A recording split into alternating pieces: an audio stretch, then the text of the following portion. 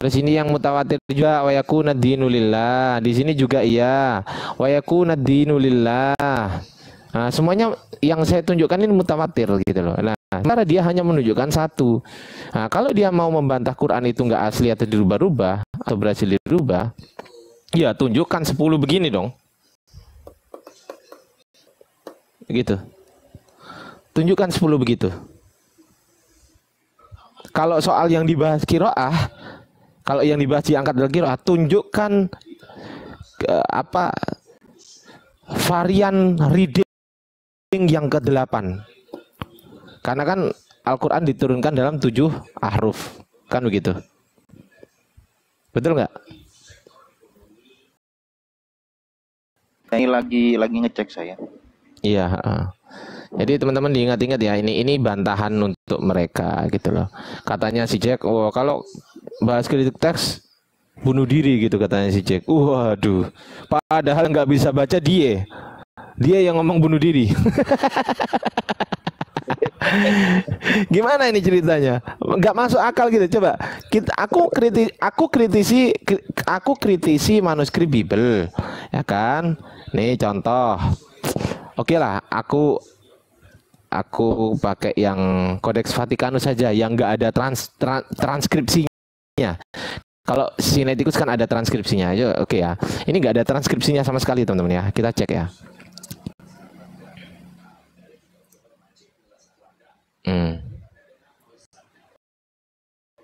Kita buka dulu bentar. Oke ya. Nih, ini nggak ada transkripsinya sama sekali. Betul ya? Nah, cuman tulisan-tulisan Latin Yunani gini doang, Greek kan. Begitu disuruh baca, weh mencret mak. Hoti ek tes Galileas propetes ok igiritai palin on autois elalesen isos legon gitu loh. Oh iya, nggak ada di itu. Hah? Itu 9 Oh iya, oke. Ego Amy. Ya, ini ada tulisan ego Amy di sini. Ego Amy. Begitu. Nah, yang nggak bisa baca dia yang bilang kalau sampai umat Islam membahas kritik teks itu bunuh diri. Mak, yang bunuh diri itu yang nggak bisa baca. Sekarang berarti harus dicek itu websitenya Gurunda.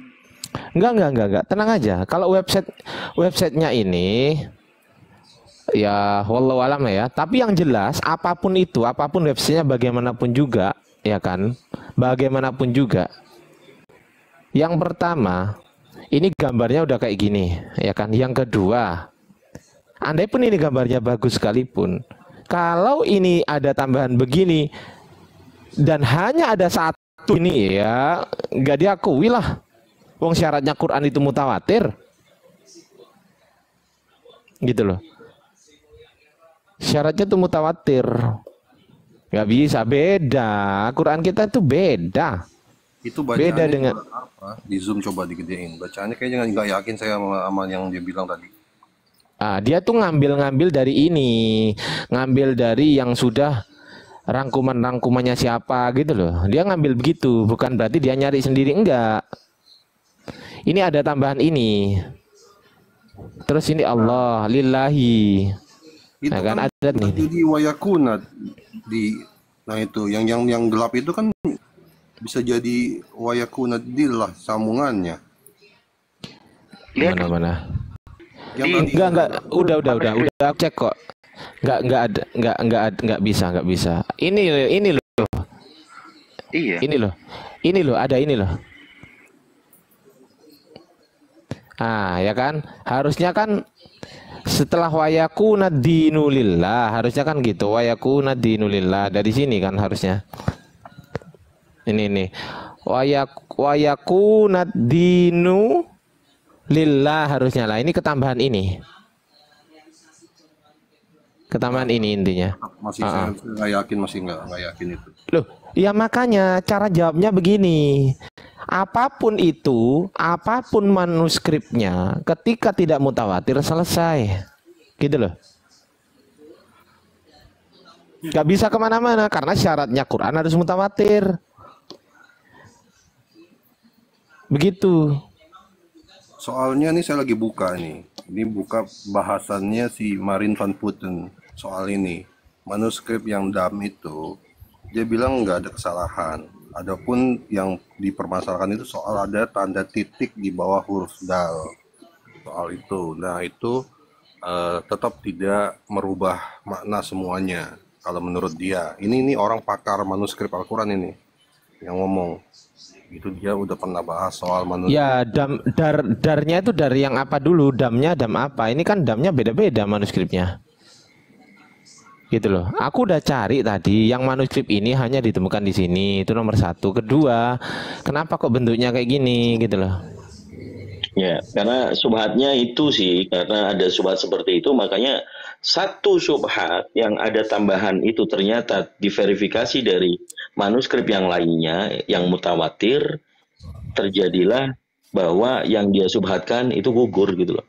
Gugur. Jadi andai pun nanti ada subhat baru dari dia nih ya teman-teman. Andai pun ada subhat baru dari dia. Nggak bawa manuskrip inilah, katakan bawa manuskrip lainnya. Kalau selain ini nih, selain apa ya? Tunggu. Penambahan.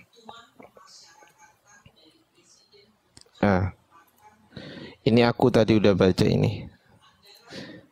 Ini 6 pola yang berbeda. Jadi 6 pola penulisan yang berbeda. Ini rosem.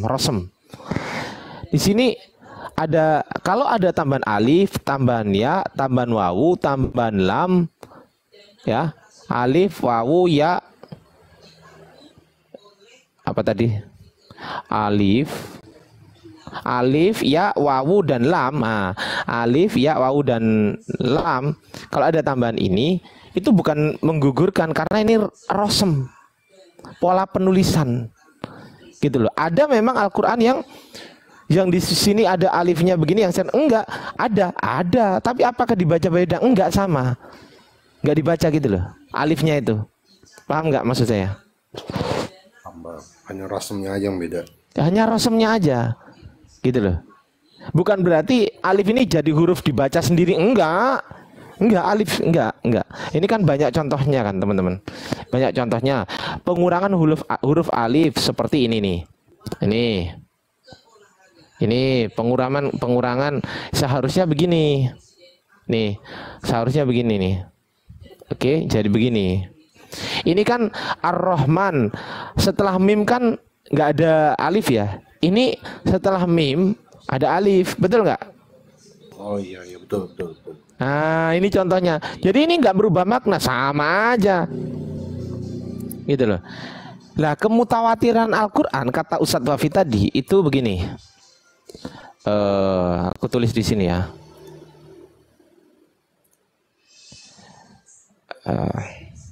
Al-Quran itu harus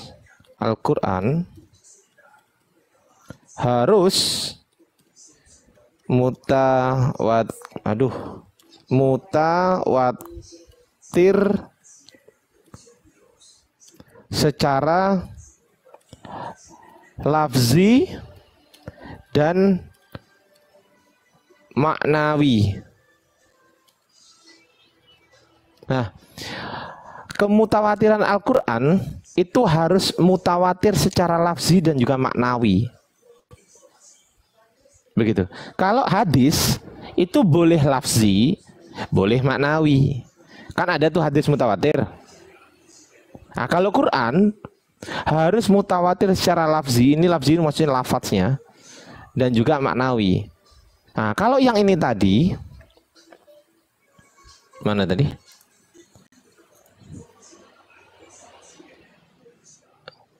Nah, ini nggak mutawatir secara lafzi ini, maknawinya juga nggak mutawatir pastinya kan, gitu loh.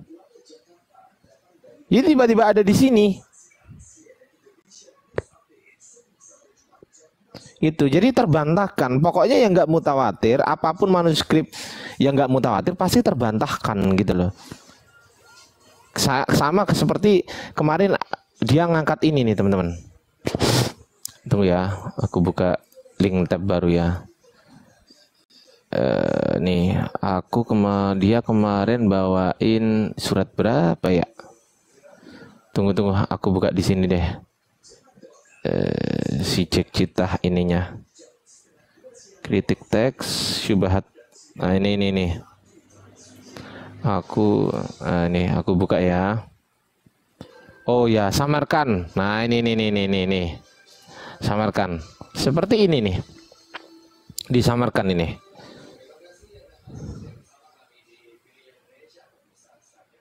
Oke ya, Samarkan nih, teman-teman. Quran surat Al-A'raf ayat 27. Samarkan. Ini ada tambahan mim nunnya. Lah mutawatir nggak sekarang? Ayo, ada berapa? Ada berapa surat Al-A'raf? Ada berapa manuskrip surat Al-A'raf ayat 27 yang ada mim dan nunnya? Ayo, coba kita cek sekarang. Al-A'raf surat 7 ayat 27. Oke ya, tadi mana ya?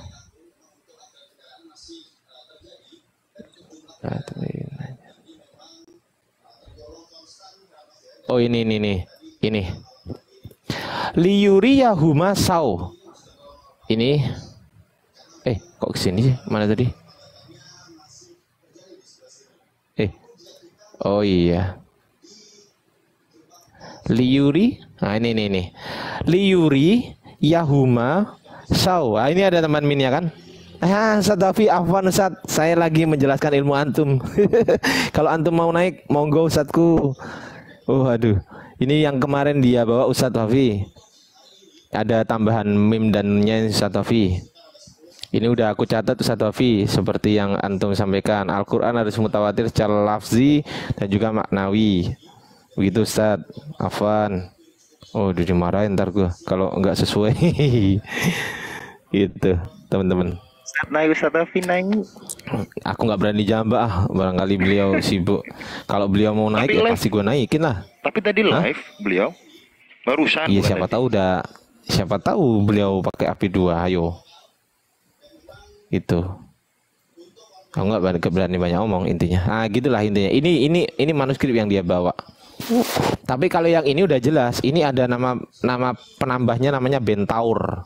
Nah, udah saya bongkar ini kemarin, udah nggak bisa dibawain lagi ini. Gagal total ini. Tapi kalau mau diangkat dari segi sini, ada berapa manuskrip yang di surat Al-A'raf ayat 27 yang ada tambahan minnya ini. Nah, itu harus. Ada berapa? Ustaz Alif, Assalamualaikum Ustaz. Tafadhol Ustaz. Naik Ustaz kalau berkenan, kalau nggak berkenan ya tetap harus naik Ustaz. Ustaz Alif. Wafi di bawah. Ustaz Wafi izin kalau berkenan naik, monggo Ustaz Wafi. Kalau nggak berkenan naik, wajib naik. Assalamualaikum Ustaz Alif. Waalaikumsalam warahmatullahi wabarakatuh. Alhamdulillah. Ustaz, nanti kalau ada waktu aku telepon ya Ustaz ya. Singap. Salah. Siap. Ya Ustaz, ada framingan dari oten-oten banyak nih Ustaz. Intinya mereka membawakan manuskrip-manuskrip yang notabene tidak, yang hanya ada satu Ustaz. Kalau ada satu itu disebut mutawatir nggak Ustaz? Ya disebutnya ahad lah, nggak mutawatir. Nah betul, disebutnya ahad. Di sini ada tambahan nih Ustaz. Liyuri Yahuma min sau. Ini Ustaz, ini ada di surat ini nih Ustaz, Al-A'raf ayat 27. Liyuri Yahuma sau, kan harusnya nggak ada minnya kan Ustaz ya kan. Tapi ini udah aku bongkar kemarin. Udah aku bongkar dan dia nggak akan bawa ini lagi. Nah, dia mengangkat yang baru ini Ustaz. Ini surat Al-Baqarah ayat 193. Nah, di sini wa yakunad dinu lillah. Dia bawain di sini nih. Wa yakuna dinu kaf lam ha lillah. Nah, ada tambahan kaf lam ha-nya Ustaz. Gini Gurunda. Itu ada ayat yang mirip di Al-Anfal. Iya, Coba. saya paham. Paham. Tapi ini udah diurut kok dari sini tadi. Udah diurut betul. Ada Ustadz Wafi tadi. Udah diurut kok dari sini. Dari sini ya, terus sampai ke sini udah diurut. Betul, memang itu ayat-ayat ini. Bukan di Al-Anfal. Bukan Al-Anfal itu ya? Bukan. Udah diurut. Dan kesimpulannya adalah kalau ini hanya ada satu, berarti nggak mutawatir, selesai. Gampang sebenarnya. Gitu. Ustadz Alif, tafadhol Ustadz, diberikan uang. Diberikan pengertian Ustadz. Tafadhol Ustadz. Aku baru gabung ya. Ntar aku sambil ngecas kayaknya ini di bawah 20%. Sambil tak siapin. Siap Ustadz. Iya. Dinaikin Pertama, gitu. pertama memang begini ya. Di dalam tradisi ya, kan ini sebuah pertama ini sangat apresiasi kepada saudara kita Kang Mas Al Ustadz Al Mukarrom, host Bang Ardiansyah. Begitu Lengkap tuh. iya, sebentar aku semoga nggak noise ya karena takut mati ini. Bentar. Oke. Aku baru aja buka TikTok. Oke, apresiasi karena begitu fokusnya dalam hal kritik dari manuskrip ya, atau kritik teks dalam artian sebuah cetakan atau tulisan penulisan Al-Qur'anul Karim. Karena pada prinsipnya saya secara umum aja ya penyampaiannya, mohon maaf tidak akan lebih jauh karena ini banyak ilmu juga yang kami dapatkan dari saudara kita ini. Karena pada prinsipnya kan di dalam Islam itu sudah finish sebenarnya. Karena yang menjadi tradisi di dalam Islam itu kan apa istilahnya, kalau bahasa Inggrisnya itu kalau nggak salah oral transmission ya. Jadi tradisi pelafalan, tradisinya itu bukan pelimpahan pergantian dari satu teks tulisan atau manuskrip ke manuskrip yang lain. Nah itu. Nah, itu juga bagian dari bagaimana Al-Quran terpelihara dan terjaganya. Katakanlah gini ya bahasanya. Aduh, kenapa ini? Kenapa Sebermasalahnya kita sebentar, enggak, ini HP-nya barusan tiba-tiba ada notif apa gitu. Tapi bukan dilaporin. Charger bermasalah. Jadi lupa aku. Katakanlah begitu banyaknya menemukan permasalahan tentang teks, penulisan, terjadinya perubahan tulisan, itu memang secara prinsip di dalam Islam itu tidak akan merubah dari segi pelafalan. Ilmu qiraah maksudnya. Karena ilmu qiraah itu memang sangat terjaga dari zaman Rasulullah. Itu sangat terjaga. Bagaimana kalau kita bandingkan dengan kawan sebelah, memang antara bumi yang dengan langit yang begitu jauhnya. Ketika Al-Quran itu di zaman Rasulullah dihafal oleh seluruh para sahabat, oleh Khulafaur Rasyidin, sahabat semua menghafal, dan di situ pun terjadi mereka itu semua dikatakan hafidh Quran, dan seterusnya sampai muncul para imam yang seperti 7 imam qiraah yang sangat masyhur gitu kan. Mereka itu semua berguru ke semua guru-guru dari para sahabat, para tabi'in, kepada para tabi'in, di mana para tabi'in ini berguru kepada para sahabat. Kan gitu. Sahabat ini berguru kepada Rasulullah. Nah, sehingga di abad ke-200 itu kan semua imam qiraah itu menyebar ke setiap wilayah, ke wilayah Irak, ke wilayah mana lagi, istilahnya ke wilayah Masyrik, ke wilayah Maghrib, sesuai dengan ilmu yang mereka bawa, sehingga muncullah imam-imam, Imam Hafs, Imam Warsh, Kulun, dan seterusnya kan gitu. Nah, pada prinsipnya disitulah Al-Quran terjaga dan terpelihara. Nah, bagaimana mendapat sebuah tantangan baru di dalam dunia diskusi lintas agama atau berapologet ini ketika mempertahankan keabsahan, keotentikan tulisan-tulisan, di mana tulisan itu atau manuskrip itu sejalan dengan pengajaran Rasulullah. Nah, ini tantangan yang sangat luar biasa. Yang selama ini kita terfokus apapun menemui masalah dari masalah manuskrip, tetap kembali kepada qiraah, tidak menemukan masalah, kan gitu. Apalagi secara teks seperti tadi ya, ketika kita menampilkan data bagaimana penulisan di zaman sahabat Utsman radhiyallahu anhu, itu kan belum ada tanda titik, bagaimana penulisan, apakah ini huruf ta atau huruf ya atau huruf nun, kan gitu. Nah itu, tapi luar biasa ini. Kita walaupun hal demikian, ketika dapat serangan dari masalah manuskrip, masalah tulisan mushaf dari sahabat Utsman radhiyallahu anhu, juga masih dijaga dan dipelihara. Maksudnya ketika ada yang berusaha untuk memelintir, mencari kesalahan, kita tetap hadir. Walaupun ini lapisan kedua, karena lapisan utama sudah tidak bisa diganggu gugat, yaitu masalah qiraah. Lapisan kedua berkaitan dengan manuskrip ini tetap masih bisa dijaga dan masih kita bantah ketika menemukan banyaknya berusaha penyelewengan maupun serangan, fitnahan terhadap Islam. Apresiasi buat semua saudara-saudaraku. Saya izin takdim dan belajar kepada para guru yang fokus mempelajari kaidah ini. Saya juga izinkan nanti banyak bertanya. Terima kasih, itu aja. Mohon maaf kalau kurang lama.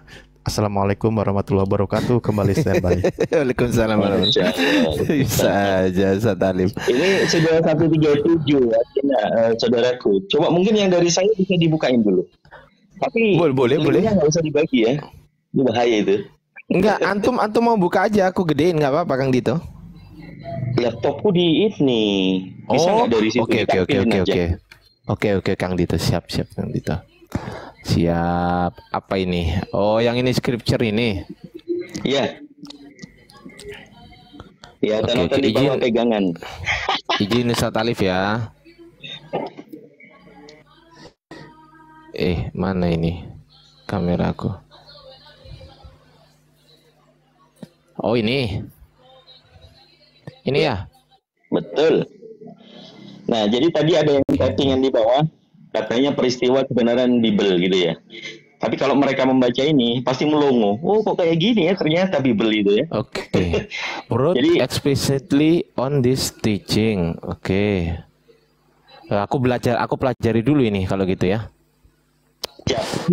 Ya sih, dikasih lihat runtutannya mulai dari abad keempat itu ya, tahun 3431. Oh iya, abad kelima ini, abad kelima. Abad kelima ini. Nah, ini buat Konsil ini, buat Efesus 200 bisa. Oh, kalau ini soal transmisi, ini nanti cocok kalau soal transmisi, betul. Soal transmisi, wih mantap Kang Dito nemu aja loh, luar biasa loh, Masya Allah. Lah ini kadang ya teman-teman ya. Nanti perpuluhan itu. Ini ya teman-teman, Masya Allah. Bu Ferdinand. Ferdinand yang coba-coba nyenggol apologet Muslim.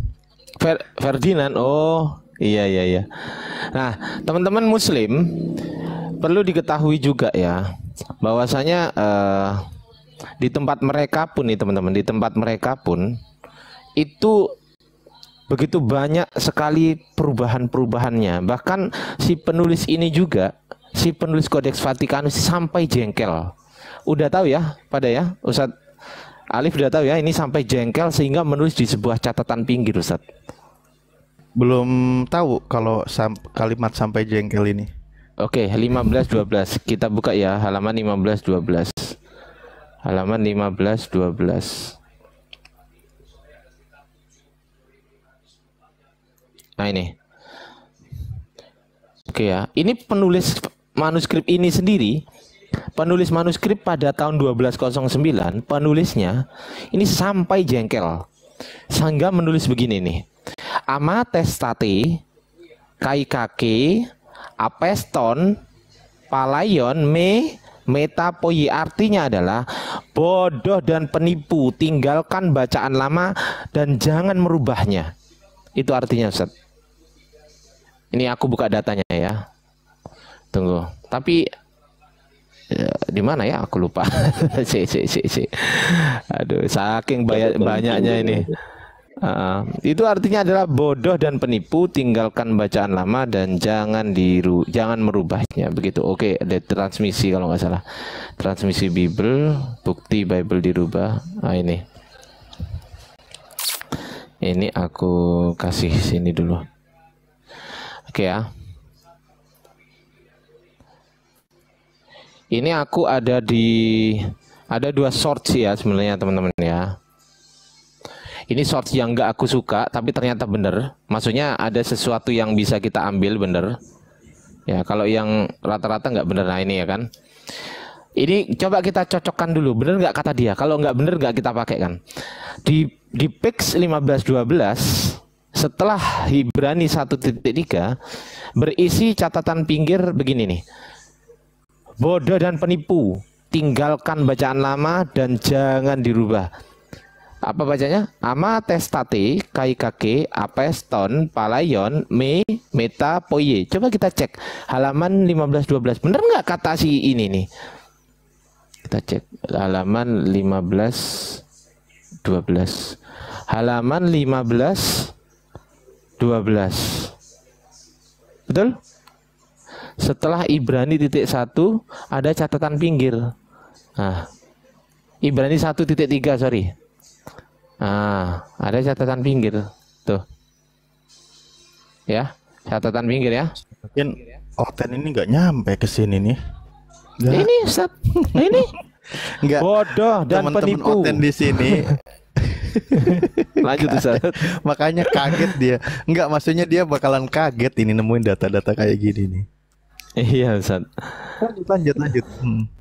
Jadi begini ya teman-teman Oten. Sampai detik ini pun si Jack Cita, si Kiamat, si Duran itu masih berhutang kepada saya, belum bisa menjawab pertanyaan saya di Yohanes 7 ayat 53 dan Yohanes 8 1 sampai 12. Nggak ada ayatnya Ustaz. Bahkan di abad ketiga ada manuskripnya, ada manuskripnya abad ketiga ada Ustaz, tapi ayatnya nggak ada. Sama itu loh. Dimakan itu. Coba kita cek di Codex Sinaiticus ya. Coba kita cek di Codex Sinaiticus. Langsung aja lah gua ketik Codex Sinaiticus, kelamaan. Nah, ini kan Codex Sinaiticus. Coba kita cek di sini.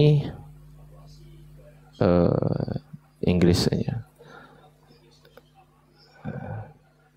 Codex Sinaiticus.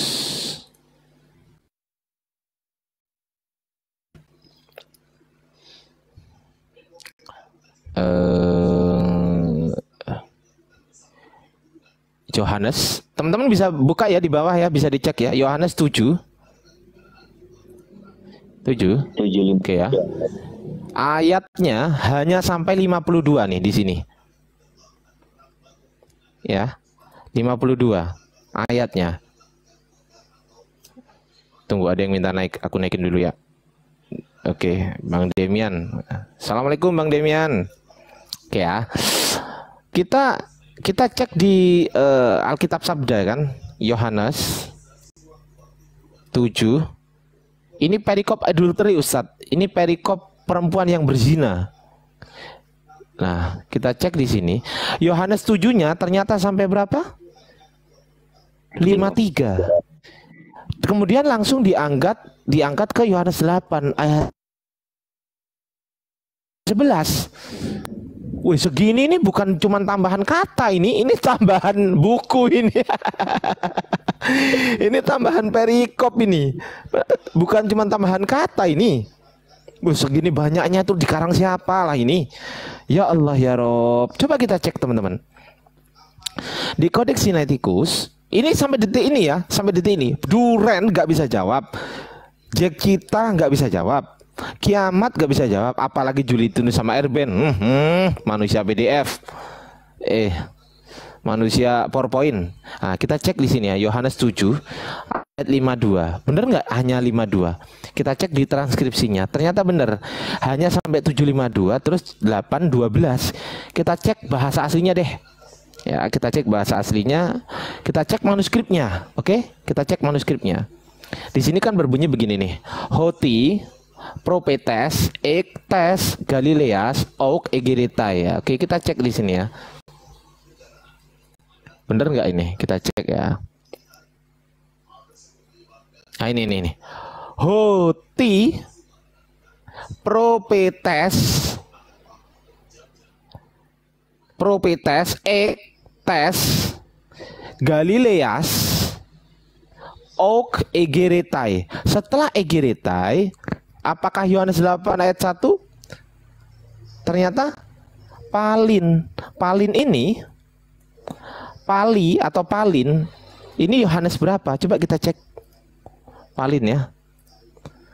Palin. Kita cek di Yohanes 8:12 di sini, di Alkitab Sabda. Tuh, Palin. Palin on autois elalesen. Kita cek. Palin on autois elalesen. Mana ya? Mana tadi? Kok hilang? Oh ini. Ini ya. Nih, Palin on autois elalesen ho isus legon.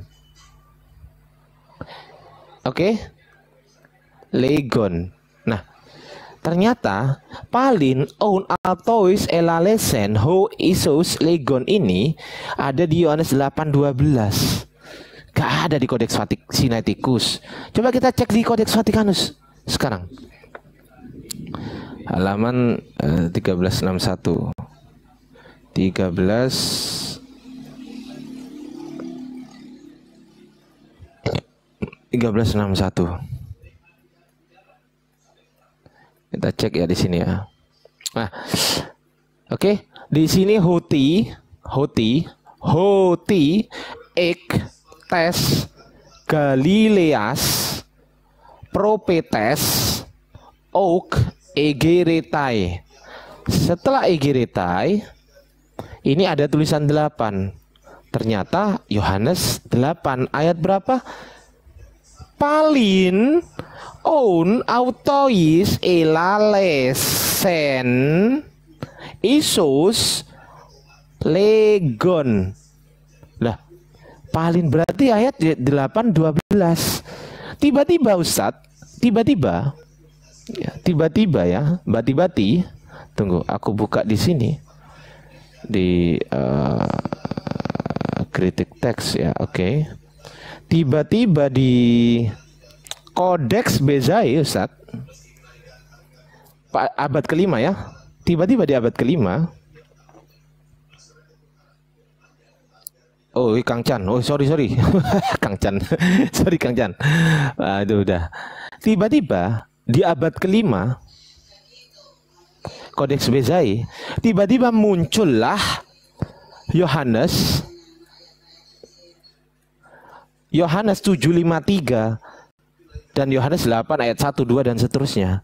Tuh, setelah Egeretai di sini ada kai, eporentesan, ekastos, heis, ton, oikon, auto. Loh, tiba-tiba Isus. Nah, Isus ini Yohanes 8 ayat 1. Nah, saya tanyakan begini Ustaz. Dari manuskrip manakah Kodeks Bezai mengambil Yohanes 753 sampai dengan Yohanes 8 ayat 1 sampai dengan 11? Dia jawab begini Ustaz. Dia jawab begini. Oh, itu di papirus Hana, Bro. Oh, papirus Hana ya? Oke, saya buka papirus Hana. Dia tunjukin Ustaz. Ini Digital Vaticanus Library. Papirus Hana kata mereka kan. Nah ini 2B6V 2B6V. Dia hanya lempar batu sembunyi tangan Ustaz. Dia hanya bilang, di mana? Ya di sini Bro. Loh, mana? Ya ini di sini. Loh, ayatnya mana? Ya di sini. Lu bacain, nggak bisa dong. Jadi dia cuma lempar batu sembunyi tangan Ustaz.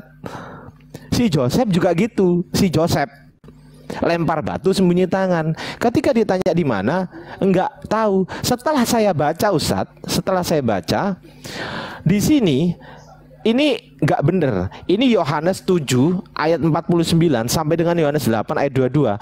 Menurut mereka berarti Yohanes 7 ayat 52 ada di sini, 53 ada di sini dong. Nah, gitu. Yohanes 8 ayat 1 sampai 11 ada di sini. Menurut mereka gitu, gara-gara ngelihat ini. Ketika kita baca di sini, kita temukan di sini kata-kata Galileas. Setelah Galileas, Egeretai. Oke, di sini kan hilang. Galileas, Egeretai. Kira-kira ayat berapa ya? Ada Galileas, ada Egeretai. Ternyata Ustadz, di sini ada Galileas, ya, Galileas. Oke. Terus hilang kan tadi, hilang panjang, terus Egeretai. Berarti Yohanes 7:52, betul ya Ustadz ya? Setelah Yohanes 7:52, setelah Egeretai, ternyata di sini ada pi sama alfa. Pi sama alfa di sini ditemukan Isus. Ini nomina sakra. IS disingkat Isus. Setelah Isus ada legon. Nah, kita bongkar sekarang. Ada legon.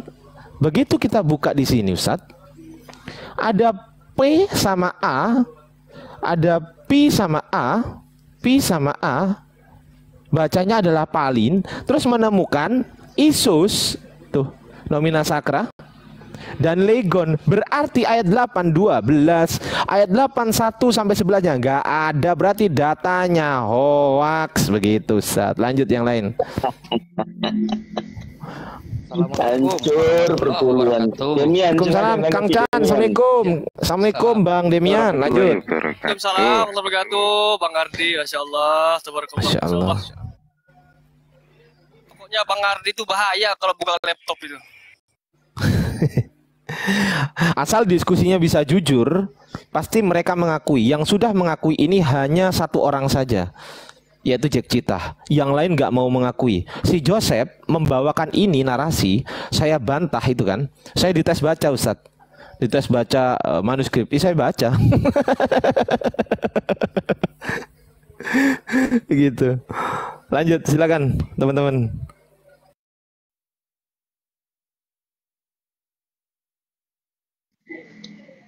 Ya, Tidak sedalam ini pun mereka dari dulu sering kelabakan, apalagi sampai sejauh ini. Sampai langsung baca isi dari manuskrip itu, dari dulu nggak sampai segitu pun mereka udah kelabakan. Dari dulu kan kita nggak sampai sedalam ini ya. Ketika diskusi dengan mereka, contoh ketika kita menampilkan di Sinaiticus itu Markus 16 itu kan, ya udah dia kebingungan, bilang aja dari Kodek Bizai, tapi nggak ditunjukin, kayak gitu aja udah bilangnya. Iya, ya, betul Ustaz. Cuman gitu doang. Apalagi sampai dibacain, apalagi suruh baca, ya udah tamat.